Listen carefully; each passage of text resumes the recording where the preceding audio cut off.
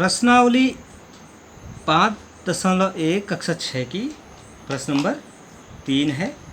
प्रश्न में कहा गया है कोई रेखाखंड ए बी खींचिए, ए और बी के बीच स्थित कोई बिंदु सी लीजिए, ए बी सी और सी की लंबाई नापिए।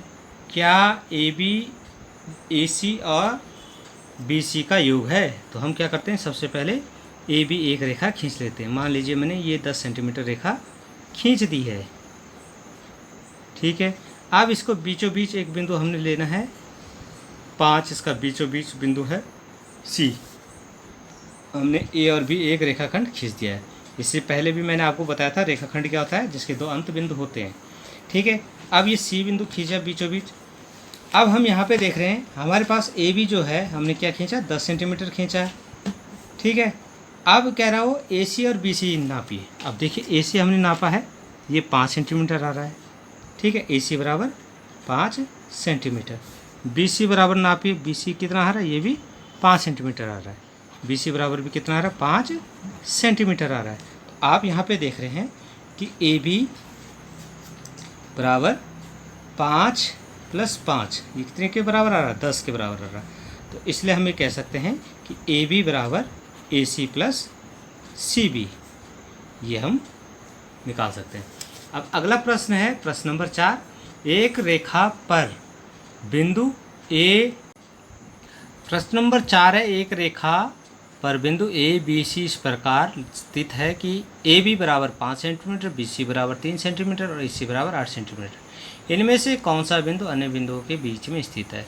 यदि हमारे पास 3 बिंदु हैं तो इनका ऑर्डर ऐसे हो सकता है कि कोई रेखा है हमारे पास, तो इसमें ऐसा भी हो सकता है कि ए बी सी हो, ऐसा भी हो सकता है कि ए पहले हो, सी बीच में हो और बी लास्ट में हो, ठीक है। तो इस तरह से ये रेखा हमारे पास हो सकती है कि ऐसा भी हो सकता है बी ए सी, ठीक है। तो कौन सा ऑर्डर होगा इसमें, ये हमने चेक करना है। तो हम क्या करते हैं, इसके लिए एक रेखा खींचते हैं। रेखा हमने खींच दी, दोनों तरफ जो है अनंत रूप से बढ़ती। इसमें 3 बिंदु ले लिए, ए सी और बी। पहले हमने ए सी क्या ले लिया, 8 सेंटीमीटर ले लिया, 8 सेंटीमीटर ले लिया हमने ए और सी, ठीक है। 8 सेंटीमीटर जब हमने इसको ले लिया है, देखिए इसी लाइन को हम देख लेते हैं। देखिए ए ले लिया और यहाँ से सी की जो दूरी ले ली हमने 8 सेंटीमीटर ले ली, ठीक है।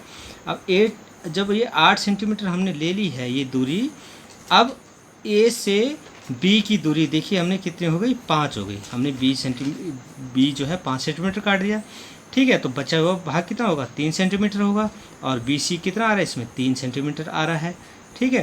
तो जब ये 3 सेंटीमीटर प्राप्त हो रहा है आपको, तो आपने ये देखा कि कौन सा भाग बीच में आ रहा है, कौन सा बिंदु बीच में आ रहा है। तो बिंदु बी ए व सी के मध्य में स्थित है।